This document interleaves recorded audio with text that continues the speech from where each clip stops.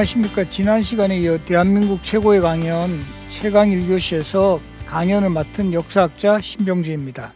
지난 강연에서는 조선의 최장수 왕이자 가장 오랫동안 제위했던 영조시대의 정치, 경제, 문화적인 성과들, 그리고 이 영조 때의 가장 큰 정치적 이슈였던 사도세자의 비극, 그러나 그런 또 어려운 상황에서도 영조가 조선후기 정치 문화의 중흥을 이루어가는 모습을 살펴보았습니다. 이번 시간에는 이 영조의 손자이자 사도세자의 아들로서 어려운 상황에서 왕에 오른 정조가 영조의 뒤를 계승을 해서 개혁 정치를 완성하고 다시 한번 조선을 부흥시키는 장면에 대해 소개하기로 하겠습니다.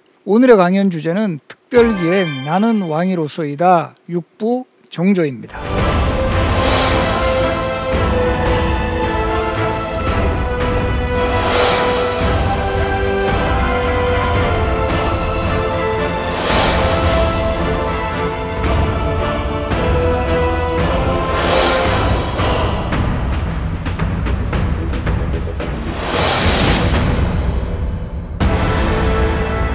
정조는 최근에도 옷소매 붉은 끝동이라는 드라마를 통해서 꽃미남 배우가 나오면서 기존의 정조와는 또 다른 이미지를 창출을 한 바 있는데요. 또 역대 정조 역할을 맡았던 이산의 이서진 씨라든가 영린이라는 영화 속에서 우리 현빈 씨, 정조를 좋아하지 않을 수가 없겠죠. 그리고 또 영화나 드라마에서도 이 정조의 어떤 역할 같은 게 상당히 이제 긍정적으로 그려지고 있잖아요. 그리고 이 개혁군주로서의 이미지, 그 자신에게 맡겨진 그 임무를 완수해 나가는, 거기에다가 옷소매 붉은 끝동에서는 또 사랑꾼의 이미지까지 겹쳐지면서 아마도 이 정조는 더 많은 사람들이 좋아할 것 같은데요. 이 정조의 즉위 과정을 보면 아버지 사도세자의 비극 이후에 상당히 이제 곤란한 그런 상황을 겪었다. 그 과정에서 어머니 해경궁 홍씨가 그 선왕이었던 영조하고 잘 소통하면서 결국 정조를 왕위에 올리는데 아주 중요한 역할을 했다. 사도세자가 1762년 이모화변에 이 희생이 될 때 정조의 나이 11살입니다. 그래서 정조는 1752년생, 정조가 또 사망한 해는 1800년이에요. 그러니까 외우기는 좋아요. 좀 깔끔하게 돌아가셔가지고 1800년에 돌아가셔서 나는 19세기는 안 건드릴 거야. 그래서 이제 몰려는 기억하기가 좋고요. 11살의 나이로 아버지의 죽음을 목격을 했고, 그 과정에서 이 사도세자의 죽음에 깊이 관여했던 그 영조 시대에는 노론 벽파가 권력을 잡으면서 상당히 견제도 심했다. 그래서 실제적으로 정조가 왕에 오르는 과정에서 어려운 상황을 많이 겪었음이 실록의 기록에서도 등장을 하는데요. 대내에 도둑이 들었다. 임금이 어느 날이나 파조하고 나면 밤중이 되도록 글을 보는 것이 상례였는데, 이날 밤에도 조명각에 나아가 촛불을 켜고서 책을 펼쳐놨고, 이 과정에서 뭔가 이런 정조에게 위협이 되는 그런 세력이 등장하는 이런 모습이 기록에 보이고, 이것을 배경으로 했던 영화가 바로 이 영린이라는 영화예요. 정조는 워낙 세손 시절부터 이런 좀 암살 위협이라든가 이런 것에 시달려서인지 갑옷을 입고 잠자리에 들었다, 이런 표현이 있어요. 항상 이제 무장한 상태였고, 그리고 또 여기 보시면 밤이 되도록 글을 보는 것이 상례였다. 그러니까 이 밤을 새워서 책을 봤다라는 거죠. 이것도 많은 학자들이 어느 정도 정조가 암살의 위협을 또 피하는 방법이 아니었을까. 왜냐하면 항상 밤이 위험하잖아요. 밤이 위험하다 보니까 이 상황에서 뭔가 이런 자객의 침입이라든가 이런 것이 있을 수 있으니까, 아무래도 그 당시에 정조가 세손 신분이었는데 세손이 글을 읽고 있으면 주변에 시중드는 신하들도 있었다라는 거죠. 그러면 아무래도 이게 암살 같은 것을 하기가 상당히 어려웠을 거다. 현빈 씨가 영린이라는 영화에서 첫 장면이 저도 기억하는데, 아주 정말 또 이 근육이 또 훌륭하신 분이잖아요. 이 소위 말근육 해가지고 막 정조가 운동하는 장면이 나요. 이것도 어떻게 보면 연결고리가 있는 게, 정조 스스로가 암살 위협에서 벗어나려면 실제 영화에서도 그 장면 나오죠. 그 세력에 대해서 본인이 직접 대응을 할 수 있는 그런 또 체력을 길러야 된다. 그렇게 해서 영화 속에서도 아주 그 정조가 체력을 단련하는 그런 장면이 나갔다. 이렇게 파악할 수가 있다. 옷소매 붉은 끝동과 같은 영화도 정조가 상당히 총애했던 후궁 중에 의빈성씨라는 분이 있어요. 그래서 우리 드라마에서도 성덕임이라고 이렇게 나가잖아요. 실제적으로 기록에도 덕임이라는 이름이 나와요. 그래서 뭐 우리 최근에 이런 영화라든가 드라마는 물론 상상력을 발휘하지만 상당히 이제 고증에 충실해서 만들고 있다. 그래서 정조가 즉위한해는 1776년 영조가 승한 후에 정말 어려움 속에서 할아버지의 뒤를 이어가지고 결과적으로 이 왕이 되셨고, 이 정조에게 주어진 과제는 그 할아버지 정조가 수행했던 어떤 조선 후기 정치 문화의 중흥을 좀 더 이제 개성을 해나가고, 거기에 더해서 기존의 어떤 좀 미진했던 이런 부분들을 개혁 정치를 통해서 좀 더 굳건히 하는, 그래서 이 보다 왕권을 강화하고 정조가 되게 노력한 것 중에 하나가 이 사회적 통합이에요. 그 사회적 통합 그리고 이 문화 중흥. 그래서 이런 정조의 어떤 개혁 정치의 상징적인 공간이 궁궐 안에 두었던 곳이 규장각, 그리고 이제 바로 수원에 신도시 화성을 건설을 하게 되는데, 이 규장각은 정조가 학문을 통한 인재 양성을 통해서 자신의 개혁 정치를 뒷받침할 수 있는 그런 세력을 또 길러 나가는 그런 모습을 보여요. 우리 마치 세종 때 기억하시죠? 집현전을 설치해가지고 인재를 양성을 하고 결과적으로 이 집현전 학자들이 세종시대의 어떤 정치 학문의 선봉장이 되는 것처럼 규장각을 설치를 해서 인재를 양성하고 결과적으로 이들이 정조시대 개혁 정치를 뒷받침하는 그런 그 인물로 성장하게 해서 궁극적으로는 또 왕권 강화를 꾀하였습니다. 바로 이 현재 규장각은 실물이 잘 남아 있어요. 이 창덕궁에 가시면 우리 창덕궁 후원 영역에 들어가 있는데, 정조 시대를 배경으로 했던 그 옷소매 붉은 끝동과 같은 드라마는 바로 요곳을 화면으로 담음으로써 아마 이 창덕궁 쪽도 더 많은 사람들이 답사를 할 것이라고 제가 예상이 되는데요. 그리고 이 바로 옆에 있는 그림은 김홍도가 그린 규장각도라는 그림이에요. 그래서 우리가 이 김홍도 하면 정조 시대를 대표하는 풍속 화가로 많이 알고 있는데, 뭐 씨름, 서당, 풍경 이런 거 되게 많이 접했잖아요. 근데 그런 모습보다 정조를 거의 뭐 수행하는 하원으로서 실제 정조 어진도 그렸고요. 왕과 관련된 이런 행사, 그리고 뭐 이런 규장각 같은 이런 그림까지 그린 인물이다. 또 지금 최근에 와서는 정조가 바로 이 김홍도로 하여금 그 요즘으로 치면 민생 현장들 이런 것들을 다 이제 살펴보게 해서, 왕이 직접 가시기는 힘드니까 이거를 그림으로 그려오게 해서 이 뭐 백성들이 어떻게 시장에서 살아가고 뭐 농촌 풍경은 어떠하며 그 국정 자료로 활용을 했다라는 이런 어떤 해석도 하고 있습니다. 그리고 이제 왕권을 강화하기 위해서는 뭔가 이제 왕을 호위하고 좀 지켜줄 수 있는 병력도 필요하죠. 그래서 이 친위 부대인 장영령을 설치하고, 이 수원 화성 쪽에는 외장영이라 해가지고 장영령의 지방 뭐 분소 이런 성격의 외장영령을 이제 설치를 했습니다. 그리고 이제 이 규장각에서는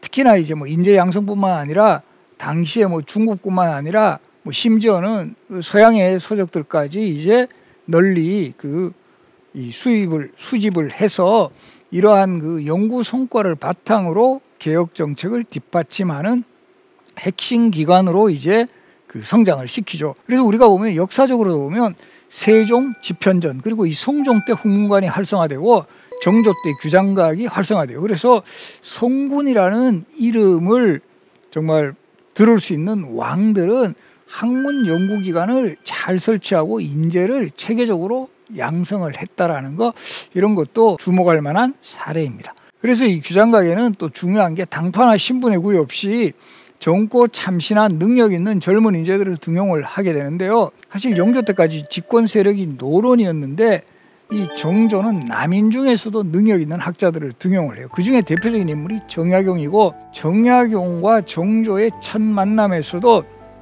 바로 그 능력을 알아봐요. 정조가 이 정약용에게 질문을 던졌을 때 상당히 이제 그 답변이 훌륭했다. 이 모습은 마치 우리 역사에서 중종이 조광조를 성균관 유생으로 있던 시절에 처음 만났을 때 상당히 조광조한테 뭔가 이런 이건 정말 대단한 인물이다라고 파악하는 그런 모습하고 비슷하고요. 그렇게 해서 정조에게 발탁이 되면서 규장각을 중심으로 활동한 인물이 정약용이고, 이후에도 정약용은 관료로서 정조의 최측근 참모로서 활동하는 인물이에요. 그래서 우리가 대부분 정약용 하면 실학자로서의 정약용을 많이 기억을 하게 되지만, 정조 시대는 관료로서 승승장구하면서 정조의 대표적인 참모로서의 아주 중요한 역할을 했다, 기억을 하시고요. 그리고 이제 그 정조는 그 당시에 설이란 이유로 제대로 이제 그 관직에 참여하지도 못하고 그 능력을 발휘하지 못했던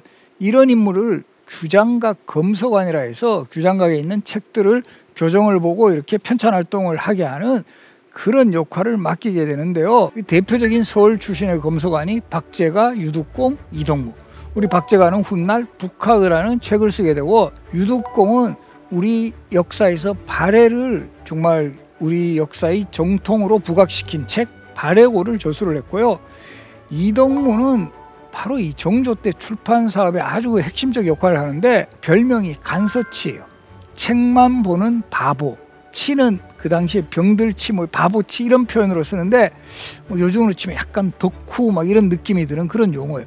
이동무에 대한 기록 보면 정말 이 사람 책을 좋아하고 집에 방이 전부 다 책으로 둘러싸여 있다라는 이런 기록이 보이는데, 이런 능력 있는 인재들이 정조대 출판 사업을 주도해 나가요. 그리고 기본 방향은 이런 그 옛날 서적들을 연구를 해서 벚꽃창신, 옛것을 모범 삼아 새것을 창출한다라는 이런 정말 뜻을 표명을 했고, 정조는 또 이 초계문신이라고 해서 37살 이하의 젊은 인재들을 뽑아서 특별 교육을 시키는데, 앞에 소개했던 정약용도 초계문신으로 발탁된 인물이고, 또 이 서유구라는 인물도 아주 그 대표적인 인물이고요. 서유구가 쓴 책이 임원경제지라는 책이 있어요. 정말 방대한 백과사전과 같은 이런 성향을 보여주는 책이고, 이것이 그 당시에 뭐 중국 측의 여러 가지 그 자료라든가 우리 측 자료까지 포함을 해서 만든 책인데, 제 기억에 한 20년 전에는 역사 스페셜이라는 프로그램에서는 서유구가 쓴 임원경제지를 조선시대판 브리테니커 백과사전이다 이렇게까지 이제 부각시키면서 그만큼 학문의 폭이 깊고 다양했던 인물들입니다. 바로 이런 사람들이 초계문신을 거쳐 성장하는 데 있어서도 정조가 그 파격적인 지원을 했다라는 거, 요 부분 또 우리 그 세종이 집현전 학자들에게 사가 독서제라 해가지고 오늘날 유급휴가제도와 같은 그 시스템을 통해서 마음껏 연구활동에 종사할 수 있도록 한 그런 모습들하고 비슷하다. 그래서 제가 이 강의에서도 거듭 강조하지만, 우리 역사에서 이 중요한 상황들이 상당히 반복되는 경우가 되게 많아요. 대표적으로 이 성군들이 보였던 리더십에도 서로 간에 이렇게 계승되는 양상들이 매우 많고, 이런 것들을 우리가 잘 포착을 해서 현재의 어떤 방식으로 우리가 접목을 시킬 것인가를 고민하는 것도 우리에게 맡겨진 또 책무다라는 것을 잘 좀 생각을 하는 것이 필요합니다. 그리고 이제 정조 시대 경제적인 개혁 조치 중에 대표적인 게 신해 통공인데, 1791년이 신해에서 신해, 통은 통할 통, 공은 함께할 공이에요. 그러니까 모두 함께 잘 통해보자 이런 뜻을 담았는데, 이게 뭐냐면 핵심은 조선 시대에는 시전이 있었어요. 국가의 물품을 직접 납부를 하는 대신에 독점 판매권을 갖는 이 시전 상인들이 독점을 하다 보니까 개인이 장사하기가 너무 힘들어요. 그런데 조선 후기에 가면 점차적으로 도시화가 진행되고 이러면서 상인들이 성장하거든요. 개인 상인. 그러니까 이 도시 한복판에서는 가게를 열 수가 없는 거예요.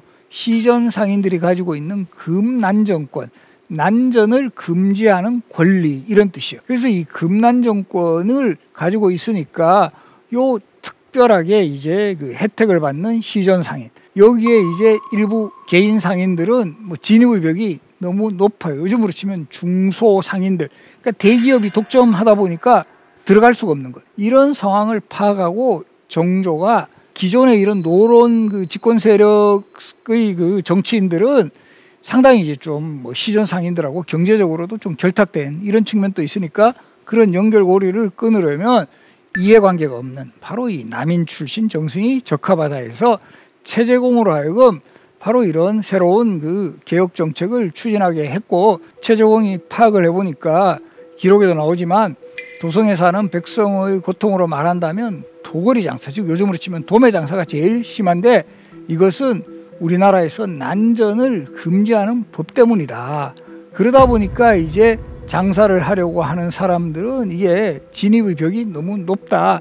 그래서 국가에 이제 의무적으로 납부하는 시전 중에서도 대표적인 게 유기전이에요. 그러니까 유기전은 어쩔 수 없지만 유기전을 제외한 나머지 시전의 그 금난 정권을 철폐하자. 이게 핵심이에요. 신해통공. 결과적으로 어떻게 되겠어요? 신해통공이 추진되게 되면서 바로 이제 많은 사람들, 뭐 요즘으로 치면 중소상인들도 직접 상업활동을 하면서 이익을 얻을 것이고, 궁극적으로는 좀 더 많은 백성들이 잘 살게 될 거다. 그러면서 이 최재공은 마지막에 이렇게 그 원망 같은 게 있으면 신이 스스로 감당하겠습니다. 이렇게 해서 바로 최재공에게 힘을 실어주면서 단행한 조치가 신의 통공이에요. 그리고 이 최재공은 또 우리 역사적으로 어떤 인물하고 인연이 있느냐 하면 김만덕이라는 인물 아세요? 제주 출신으로서 원래는 이제 그 뭐 이런 그 관기 쪽에 이런 그런 그 뿌리가 있었지만 결과적으로 보면 이제 상업 활동으로 엄청난 부를 축적하면서 제주도에 큰 중년이 들었을 때 자기 전 재산을 털어가지고 당시에 뭐 이런 백성들을 이렇게 좀 살려내는 그런 역할을 했던 그런 그 인물이었기 때문에 그 당시에 제주도 인물임에도 불구하고 정조가 그것을 파악을 해요. 그래서 이 김만덕에게 그 소원이 무엇이냐고 하니까 금강산 여행하는 것입니다. 이런 표현을 해요. 그래서 결국은 서울에 불러들이게 해서 이 김만덕의 이야기를 듣고 또 실제 여행도 보내주고 최재공으로 하여금 만덕전이라고 해서 김만덕의 행적을 기록을 해서 널리 알리는. 결과적으로 보면 요즘으로 치면 이런 사회에 공헌하는, 특히 주목되는 게 여성이에요. 이 여성 그런 이 정말 CEO라고도 할 수 있는 이런 인물에 대해서 정조가 대거 이제 포상하는 이런 모습. 그래서 이 정조의 어떤 사회 통합 정책의 아주 그 특징 중에 하나가 이 지역을 가리지 않고 인재들을 널리 등용한다거나, 우리 대표적으로 이 전라도 지역의 학자 중에 김인우라는 학자가 있는데, 하서 김인우, 조선시대 학자 중에 최고의 영예는 문묘의 종사를 받는 거예요. 이 조선시대 문묘라는 거는 성균관에서 공자를 모시는 그 사당인데, 이곳에 들어가 있었던 학자들이 호남 출신 학자가 없었던 거예요. 근데 정조 때 바로 호남 지식인 배려 차원으로 하서 김인우라는 분을 배양을 했다. 지금 하서 또 김인우 선생을 배양한 피람서원은 유네스코 세계유산으로도 지정이 되어 있어요. 그래서 이런 정조의 사회 통합 정책, 그리고 특히 이 서얼들에 대한 또 허통 정책, 그러니까 이 사회 곳곳에 좀 더 약자라 할까요? 좀 더 이런 좀 혜택을 받지 못한 이런 세력들까지 끌어안는 이런 모습은 요즘의 리더가 갖추어야 할 아주 그 중요한 덕목으로 기억이 될 수 있습니다.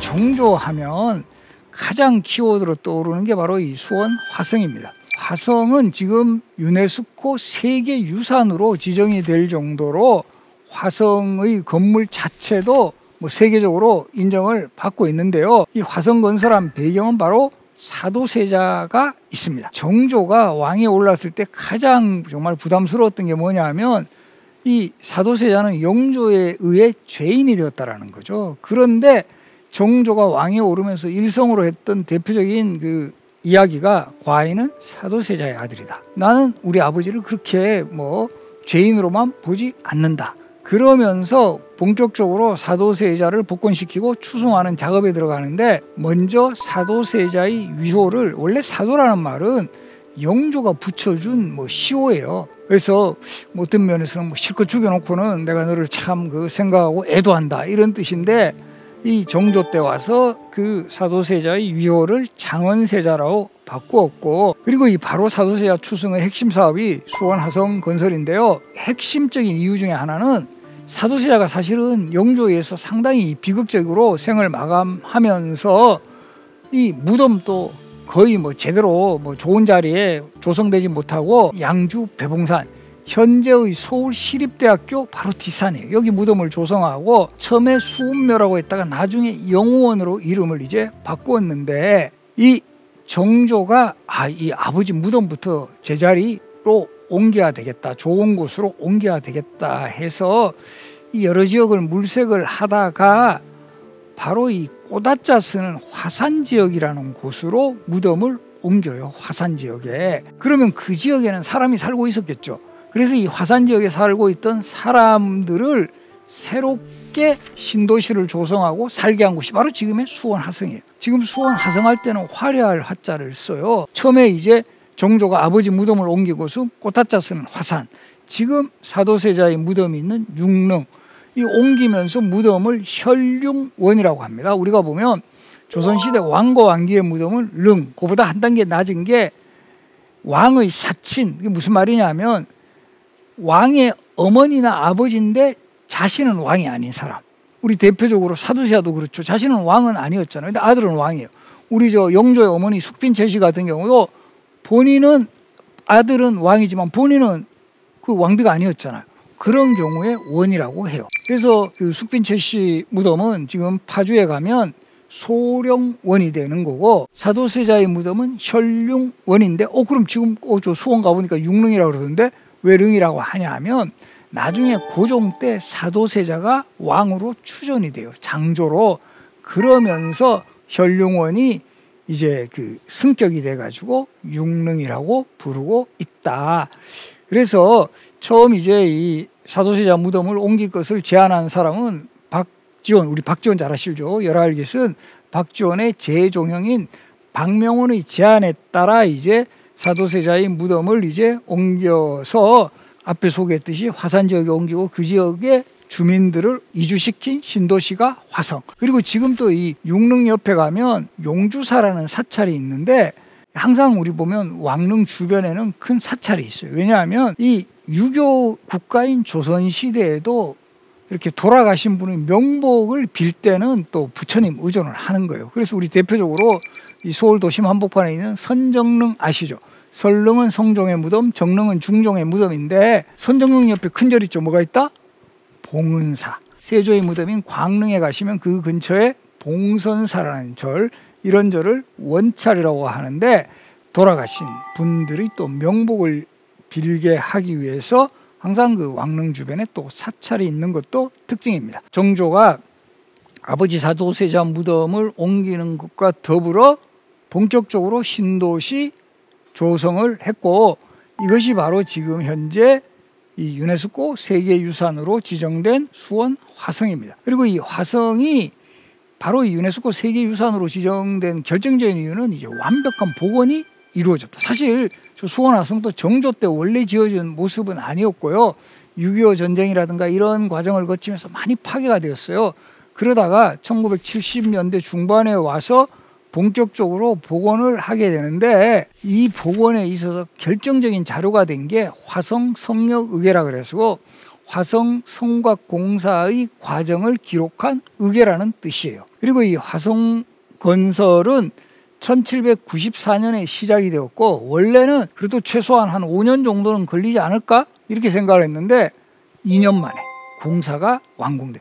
우리 보통은 시작하면 항상 밀려지는 경우는 많아도 이렇게 단축되는 경우는 별로 없어요. 근데 이렇게 화성공사는 이례적으로 공사기간이 단축되었을까? 크게 3가지 정도 이유를 드는데요. 하나는 이 공사에 필요한 큰 돌이라든가 벽돌을 운반하는 데 있어서 보다 효율적으로 운반하는 기계, 거중기를 발명을 했다. 이 거중기가 바로 정약용의 발명품이라고 하죠. 그리고 이제까지 돌을 쌓는 축성 방식에서 벗어나 벽돌을 최대한 활용을 했다. 이 벽돌은 규격화되어 있어요. 돌은 이게 들쭉날쭉한 것도 많잖아요. 그런데 이 규격화 되니까 훨씬 속도가 빠르고, 또 하나 또 중요한 이유가 있어요. 이 소위 화성공사에서는 임금을 지불해요. 그러니까 이제까지는 뭐 우리 그 한양 도성 같은 거 쌓고 이럴 때는 백성들 징발해 가지고 그냥 뭐 의무적으로 쌓게 하면 아무래도 능률이 떨어져요. 이게 사람들이 이거 뭐 그냥 뭐 슬슬해도 뭐 어차피 시간 지나가니까. 근데 이때는 일당을 계산해서 지급을 하니까 사람들이 완전히 그냥 엄청나게 그 노력을 하는, 그렇게 해서 공사 기간이 2년으로 당겨졌는데요. 공사에 투입된 인원이 약 70여만 명, 공사비가 80만 냥에 이르는 거대한 공사였다. 한 냥의 가치가 대략 한 5만 원 정도 되니까 한번 계산해 보시면 이게 얼마나 엄청난 공사였음을 확인하실 수 있고요. 그래서 이 정조의 기본 구상은 한편으로는 수원 화성이라는 도시를 과학도시, 기술도시, 농업도시 이외에도 서울을 중앙에 두고 동쪽으로는 남한산성, 서쪽으로는 강화도, 남쪽으로 수원, 북쪽으로 개성. 그래서 이 특별하게 유수부, 서울을 중심으로 동서남북으로 화성 유수, 또 이 동쪽 같으면 남한산성이 있었던 곳은 경기도 광주예요. 광주 유수, 서쪽에 강화도에 강화 유수, 북쪽에 개성 유수. 이렇게 해서 이 수도권의 어떤 군사 방어 도시의 핵심 지역으로 삼았다라는 거죠. 그리고 이제 이 앞에서 소개했듯이 화성 성역 의궤의 기록을 바탕으로 이게 완전히 복원이 되다 보니까, 이때 사실 우리 유네스코에서도 세계 유산으로 지정받으려면 제일 중요한 것 중에 하나가 원형이 그대로 남아 있느냐. 그랬을 때 처음에는 이쪽에서도 뭐라고 하는 거예요. 이거 뭐 6.25 전쟁 때 파괴되었다면서 원형이 아니지 않느냐. 그럴 때 이 화성성역을 딱 보여주면서 우리는 이거 그대로 복원을 한 거다. 그러니까 이때 사용되었던 재료라든가 이런 것들이 그대로 들어가서 화성성역에 보면 앞부분에 그림이 나오거든요. 화성전도 그리고 세부도 다 나옵니다.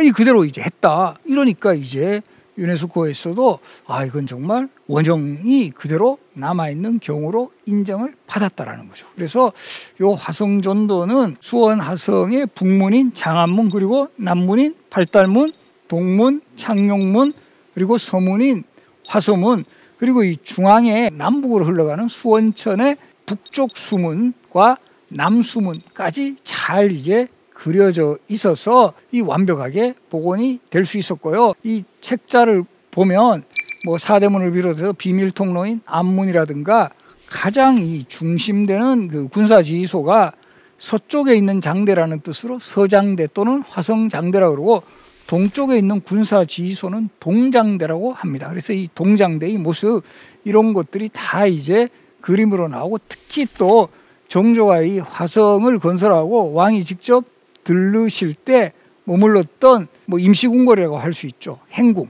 화성 행궁의 모습까지 이렇게 잘 그려져 있고, 화성 행궁 같은 경우도 바로 이 화성 성역에 나오는 이 행궁의 모습을 바탕으로 복원을 해서 지금 또 이 수원시에서는 이 화성과 뭐 이 화성 행궁을 복원하고 이것을 관리하고 또 활용하는, 그래서 지금 또 수원 화성 가시면 정문인 신풍루 앞에서 무예 시범 같은 것도 보이고 곳곳에서 행사들을 많이 이제 벌입니다. 이게 좀 더 많은 사람들이 자유롭게 관람할 수 있는 그런 여건이 된다면 화성도 더욱더 적극적으로 활용이 될 것으로 기대가 되는 바로 그런 공간입니다. 그리고 이제 잠깐 또 유의할 사항 하나 말씀드리면, 다 흑백이죠. 기존의 우리 의궤들은 칼라, 채색이 된 그림이 많은데 왜 이것은 이렇게 다 그림으로 흑백이냐? 이는 정조가 화성공사를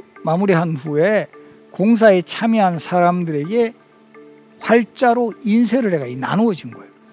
그래서 활자본 의궤라 그래요. 활자본 의궤. 활자로 만든다는 거는 보급을 많이 한다라는 거죠. 그래서 대략 한 100여 부 이상을 만들어서 공사에 참여하고 또 공이 많은 이런 사람들에게 나누어 주어서 요 화성성역 의궤, 그리고 이어서 설명할 바로 이 원행을묘 정리의궤 같은 경우도 이런 활자본으로 제작한 의궤들이다. 그래서 이 정조대에 이렇게 활자본 의궤를 만든 또 이유 중에 하나는 우리 정조대왕께서도 약간 본인 홍보 좀 많이 하시는 거 좋아하셨을 거다. 아무래도 이제 많은 사람들 손에 가게 되는 거죠. 그리고 이제 그 화성공사에는 정약용이 기기도서를 활용하여 제작했던 거중기 같은 경우는 도르래의 원리를 이용해서 무거운 돌을 쉽게 나를 수가 있었던 거고, 이게 바로 공사의 효율을 앞당겼고, 또 공사에 참여한 사람들에게 일당을 지불을 했다 그랬죠. 그리고 뭐 일당을 지불했을 뿐만 아니라 이런 사람들의 실명이 다 기록이 돼 있어요. 최무응술, 유돌쇠, 뭐 여기 보시면 김순놈이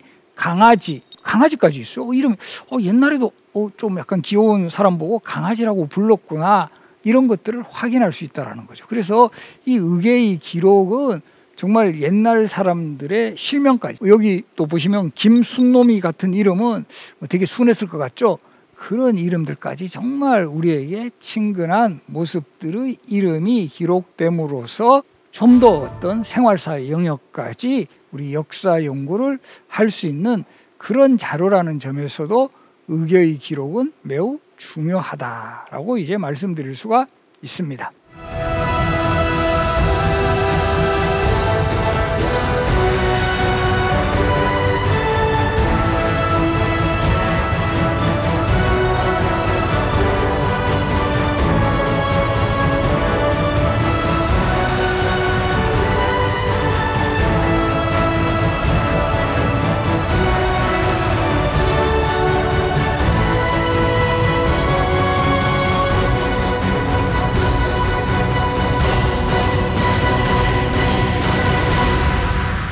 그리고 이 화성건설과 관련해 가지고 가장 또 중요한 행사를 1795년에 추진을 하셨어요, 정조가. 1795년은 사도세자가 회갑이 되는, 돌아가셨긴 했지만 어머니 해경우 홍씨도 사도세자하고 동갑이에요. 그러니까 어머니는 지금 살아계시잖아요. 그래서 이 정조가 화성공사가 어느 정도 마무리되는 시점에 바로 이런 화성공사의 현장도 점검을 하고, 또 무엇보다 중요한 것은 어머니 해경우 홍씨의 회갑 잔치를 정말 성대히 해주고 싶었어요. 아버지가 일찍 돌아가신 후에 정말 한많은 세상을 사셨던 어머니, 그리고 이때까지 해경우 홍씨는 정조는 그 이전에도 화성으로 옮겨진 바로 이 아버지 무덤을 몇 번 찾았지만 해경우 홍씨는 이때가 처음이었어요. 그래서 회갑을 맞이해서 아버지 무덤도 찾고, 또 메인 행사인 어머니 해경우 홍씨의 회가변을 성대히 베풀어주는 그런 취지에서 1795년 윤 2월 창덕궁을 출발을 해서 화성에 도착을 한 후에 그 회가변을 비롯해서 여러 가지 뭐 이벤트들, 뭐 활쏘기 행사 시범이라든가 서장대 올라가서 군사훈련을 조련한다라든가 이런 행사를 했던 이 과정을 담은 의궤가 원행을묘 정리의궤라는, 이것도 잘 제가 한번 좀 기억하시게 설명을 드리면, 혈룡원에 행차했다 해서 원행, 1795년이 을묘년이어서 을묘, 그리고 이 의궤는 정리자라는 활자로 인쇄해서 정리, 그리고 의궤, 원행, 을묘, 정리의궤 두 글자씩 끊어 읽으시면 되고요. 그리고 이 행사를 통해서 또 정조가 어느 정도 생각한 것은 백성들의 의견들, 민원을 잘 한번 살펴보겠다. 그래서 행차 곳곳에 백성들이 이제 억울한 사연이 있으면 꽹과리를 두들게 했어요. 그래서 격쟁이라 그래요. 격쟁. 그러면 이제 어떤 일이냐고 이제 그 물어보면 거기서 이제 글을 써서 올린다 해서 상언이라 그래요. 그래서 일성록과 같은 기록에 보면 이럴 때 정조가 화성 행차를 통해서 거의 1300여 건 이상의 격쟁과 상언의 내용을 받아서 민원을 해결을 해줬다. 그래서 그 당시에 궁궐에 신문고가 있었지만 웬만큼 해가지고 이 신문고 두드리기 힘들다. 신문고 두드리러 가다가 잡혀간 사람도 많고 웬만큼 강큰 백성들 거의 못 갑니다. 그러나 이 격쟁 상언이라는 거는 왕의 행차 때 백성들이 다 모여서 구경을 해요. 뭐 요즘 표현을 하면 약간 홈그라운드야, 백성들. 그러다 보니까 자기 의견들을 쉽게 개진할 수 있었고, 이것을 적절하게 이 활용을 해줌으로써 어떻게 보면 그 민심을 또 이렇게 소통을 통해서 해결하는 그런 방안으로 활용을 했다. 그리고 이제 이 화성행차를 통해 왕권을 대내외에 가시하고 친위 군대를 중심으로 군사훈련을 또 실시를 하는 그런 효과를 가져왔는데, 이 화성의 최고 지휘본부인 서장대에서 야간에 군사를 조련시켰다 해서 서장대 야조도를 실시를 했고요. 요 지금 나오는 그림들은 김홍도가 중심이 돼가지고 8폭의 병풍 그림으로 남겼어요. 앞서 설명했듯이 김홍도는 정조의 여러 가지 그 행사를 수행을 하면서 직접 이 그림으로 그 당시의 모습을 이렇게 복원해낸, 어떻게 보면 오늘날의 뭐 정말 생생한 사진 기록과 같은 이런 자료를 남긴 인물이었다. 그리고 이제 그 지역에 있는 그 인재들을 또 뭐 특별 채용이랄까요? 뽑는 과거 시험을 치루었고, 또 가난한 백성들에게는 쌀을 나눠주기도 했고, 낭남원이라는 곳에서는 이때 또 컨셉이 효잖아요, 효. 나이 드신 그 어르신들을 불러서 이분들한테 한 끼 밥상을 대접했다. 그리고 우리 지금도 그렇지만 이렇게 부르셔가지고 뭐 한 끼 밥만 뭐 이렇게 드시고 가라 하면 서운할 거 아니에요. 뭐 이런 데 갔을 때 뭐가 있어야 되죠? 선물이 있어야 돼요. 선물, 경품 같은 거. 뭐 선물 줬을 것 같아요? 그림 자세히 보세요. 지팡이 하나씩 다 짚고 계십니다. 이 노인들의 필수품 지팡이를 또 선물했던 이런 모습도 그림에 나오고요. 여기 보시면 또 주목되는 게 사람들이 정말 가까이에서 보고 있어요. 그렇지 않나요? 이 그만큼 왕과 백성과의 거리가 가까웠다라는 것을 확인할 수 있는 장면이고, 우리 종조는 정말 활쏘기 잘했다라는 기록이 실록에 많이 이제 등장을 하는데, 근데 흥미로운 것은 종조는 50발을 쏘면 49발을 딱 맞추고, 너무 이제 완벽하게 하면 좀 그렇다 하면서 한 발은 일부러 맞추지 않았다.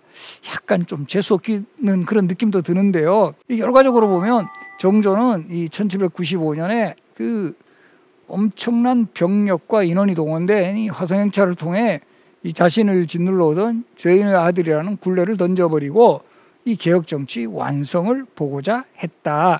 그래서 8폭의 병풍 그림 중에 제일 위에 있는 요 그림, 배다리 그림인데요. 이때 제일 힘들었던 게 한강에 배다리 건설하는 거예요. 이제 아무래도 강을 건너는 거 힘드니까, 특별하게 이 행사를 위해서 일회용 다리를 만드는 건 힘드니까, 당시 서울을 중심으로 상업활동을 했던 경강상인이라고 하는 사람들, 이 사람들은 배를 다 가지고 있어요. 그러니까 이 행사를 하게 되면 이 사람들로 하여금 배를 동원하게 하고, 제일 큰 배는 가운데 이렇게 가로로 세우고, 좀 작은 배들 순서대로 해가 약간 아치형으로 만들고, 위에다가는 송판 깔고 쫙 건널 수 있도록. 그리고 이 배다리 설계했던 사람도 누굴까요? 바로 우리 다산 정약용이에요.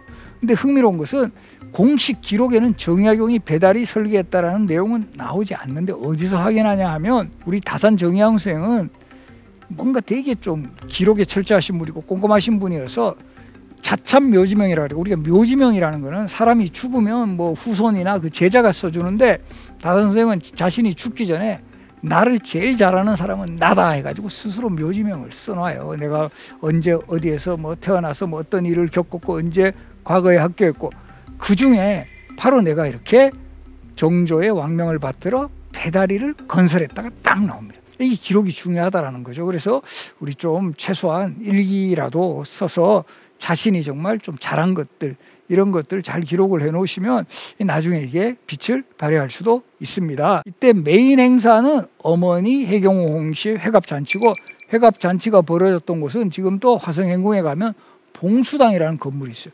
한자 그대로 받들봉 장수수, 장수를 받드는 전당, 이런 뜻으로 봉수당에서 화성행차의 어떤 대미를 장식을 하게 됩니다. 그리고 이제 종조 시대 하면 앞선 그 영조 시대의 그런 정치 문화 중흥, 특히 문예 중흥의 흐름을 이어서 활발한 편찬 사업이 이루어지게 돼요. 그리고 여기에는 이 영조 시대부터 구축했던 강력한 왕권과 정치적 안정이 상당히 이제 도움이 되었고, 정조 역시 이러한 흐름을 개성을 해서 영조 때 경국대전을 대신한 속대전이 편찬됐다 그랬잖아요. 정조 때는 대전 통편이 편찬이 되고, 외교문서를 정리한 책인 동문희고, 병법서인 병학통, 그리고 이 무예의 기술을 그림과 함께 정리한 책인 무예도보통지, 이런 것도 끈을 이렇게 잘해야 돼요. 정말 제가 어디서 잘못 끊어 읽는 사례를 봤는데 무예도 보통지 이렇게 만드는 거죠. 무예에 대한 도, 그림과 보, 우리 족보할 때 보자예요. 기록을 잘 통해서 완성한 지자는 책 이름에도 들어가요. 그래서 무예, 도보, 통지. 그리고 이제 영조 시대의 어떤 편찬 사업의 성과가 또 계승된 대표적인 사례가 왕의 일기인 일성록이에요. 우리 보면 일일 삼성이란 말 하잖아요. 나는 하루에 3번 반성한다. 거기에서 제목이 일성록이고 이게 일기다라는 거는 머리에 들어오는데 시작이 어떻게 되냐면 정조가 세손으로 있을 때 존영각이라는 건물, 그 경희궁에서 동쪽에 있는 건물이 존영각이에요. 우리가 보면 조선시대 왕세자나 왕세손이 거처하는 곳은 항상 동쪽이에요. 그래서 동궁이라고 그래요. 바로 이 경희궁의 동궁인 존영각에서 쓰기 시작한 일기가 이제 정조가 왕이 되잖아요. 왕이 되면서부터는 본격적으로 내각에서, 즉 규장각에서 이것을 쓰도록 해서 그 전통은 이어져서 정조가 세손 시절인 1762년부터 1910년까지 288년간의 기록이 그대로 다 이렇게 남아있어요. 바로 이러한 기록물의 연속성과 이 원형을 잘 유지하고 있다는 점 때문에 일성록도 유네스코 세계 기록유산으로 등재가 되어 있습니다. 그리고 정조는 또 특이하게 국왕의 문집인 홍제전서, 우리가 왕이 직접 자신의 문집을 만든 것은 정말 이례적인데 정조의 호가 홍제거든요. 홍제의 문집에서 홍제전서 100책을 또 완성했던, 그만큼 학문적 소양이 풍부했던 왕이다.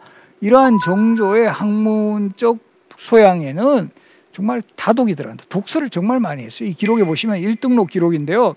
내가 세자궁에 있을 때 평소 책에 빠져 영경에서 고가장서를 이제 사왔다는 소식이 있으면 문득 가져와 보라고 하면서 다 이거 내가 사서 봤다. 경사자집을 갖추어지지 않은 것들이 없었다. 이렇게 해서 바로 이제 뭐 요즘으로 치면 신간서적 나온 것까지 다 챙겨가지고 다 보았다라는, 그만큼 책을 좋아하셨던 왕이고, 앞에서 소개했죠. 세손 시절부터도 항상 밤늦도록 책을 읽는 것이 습관이었다. 그래서 우리 조선왕 중에서도 세종도 정말 책 많이 보셨고요. 우리 정조도 책을 많이 보셨어요. 그래서 우리가 정말 좀 훌륭한 리더가 되려면 이 책을 또 많이, 결국 책을 많이 본다는 게 뭐예요? 여러 분야의 지식과 상식을 가지고 있고 또 여러 가지 그 상황에서도 좀 뭔가 이렇게 좀 식견을 이렇게 넓힐 수 있는 그런 계기가 되니까 바로 이 정조 그리고 세종이 그런 점에서 또 공통점을 보이셨다. 이렇게 정말 조선시대의 22번째 왕으로서 이 개혁 정치를 추진하고 문화중흥을 이룩했고, 이 화성건설과 화성행차를 통해서 이 백성들의 민심을 수용하려고 했던 이 정조. 근데 항상 우리 정조하면 좀 안타깝게도 너무 빨리 돌아가시지 않았냐, 그리고 뭐 한때는 정조가 뭐 독살된 거 아니냐, 이런 이야기도 좀 있었지만 사실은 여러 자료를 보면 정조는 계속 이제 투병 활동을 하시고요. 실제 49살에 돌아가시는데 평균 수명 정도까지는 사셨어요. 정조의 건강 문제는 뭐 정조가 마지막 시기에 그 심한지라는 사람에게 보냈던 비밀 편지라든가 정조실록에도 이것이 포착이 되는데, 정조 17년, 그러니까 정조가 24년에 돌아갔어요. 7년 전 기록부터 상에게 부스럼병이 있었다. 그리고 이제 대신 각신과 약원의 세조조를 불러들였다. 그리고 이때 정조가 스스로 본인이 이렇게 병으로 참 힘들다라는 걸 하소연해요. 머리에 난 부스럼과 얼굴에 생긴 종기가 어제부터 더 심해졌다. 씻거나 약을 붙이는 것도 해롭기만 하고 약물도 효험이 없어서 기가 막히고 쌓여서 화가 더 치밀어 오른다. 이렇게 스스로 이 병에 대해서 힘들어하는 장면이 나오고, 이 사망하기 7년 전부터 머리에 난 부스럼하고 종기 때문에 우리 그렇잖아요. 병 생기고 이러면 막 스트레스 같은 게 많잖아요. 그래서 이렇게 막 하소연을 해요. 나는 온몸에 뜨거운 기운이 상승하여 온몸이 뜨겁고 눈은 횃불같이 시뻘겋고 숨은 가쁘게 쉴 뿐이다. 시력은 현기증이 심하여 책상에서 힘을 쏟을 수가 없었다. 사람으로 하여금 고통을 참지 못하게 한다. 바로 이 정조가 또 심한지라는 사람한테 보낸 그 편지에서도 나는 갑자기 눈곱이 불어나고 온몸이 뜨겁고 폐가 막 메마를 정도로 힘이 들고 이런 정말 고통을 어디에다가 형언하겠는가 하면서 요 돌아가시기 한 2개월 전 이런 편지에서도 내가 이런 고통으로 정말 미치겠다, 죽을 것 같다, 이런 하소연을 계속 하세요. 그래서 결과적으로 이제 정조는 1800년에 이 악성 종기가 더 이제 심하게 되면서 스스로 몸을 가누지 못하는 상황에 빠져들었고, 그 내의원 관리들이 온갖 그 처방을 써보았지만 결국은 그 허사였습니다. 1800년 6월 28일 아주 그 삼복더위가 심했던 그 시기에 창경호에 가면 지금 영춘원이란 건물이 있어요. 이곳에서 돌아가시게 됩니다. 이 정조는 사실 남인과 같은 이런 반대, 그 소위 말하는 집권 세력이 아닌 그 세력들도 많이 등용했지만, 이제 정조가 돌아가시고 순조가 왕위에 오른 후에 이 본격적으로 천주교 박해 사건이 일어나요. 이 천주교 박해 사건은 천주교 박해이기보다 남인들이 천주교 신자가 많으니까 결국 남인이란 정치 세력에 대한 이런 뭐 타겟이 돼버렸다라는 거죠. 그러다 보니까 이 남인들 사이에서 정조대왕이 살아계셨다면 이러지는 않았을 건데라는 이런 어떤 남인들의 이 정조대왕이 돌아가신 것에 대한 아쉬움이 정조대왕이 혹시 독살된 것은 아닐까라는 그런 이야기만 돌았지, 실질적인 여러 뭐 기록들, 정조실록이라든가 승정원일기 또 편지를 보면 저는 뭐 정조는 그냥 병으로 돌아가신 것이 거의 100%다 이렇게 이제 생각을 합니다. 정조라는 왕은 바로 이 상당히 왕으로 되는데 어려운 과정을 겪었지만 결국 할아버지 영조가 쌓아놓은 기반 속에서 여기에다 좀 더 개혁적이고 진보적인 이런 정책들이 필요하다는 것을 인식하면서 가장 핵심 작업으로 화성 건설을 완성을 했습니다. 백성들하고 소통하고 이 민생 현실에 귀를 기울였을 때 뭔가 이런 그 사회가 좀 더 발전해 나가는 이런 모습, 그리고 그런 발전에 리더의 역할이 매우 중요하다라는 것, 이런 점에서는 진정한 리더십은 끊임없이 백성들, 요즘으로 치면 국민들하고 소통하고 목표 설정을 정확하게 해나가면서 그 시대적 과제를 해결하는 그런 리더가 진정한 리더다라고 생각을 합니다.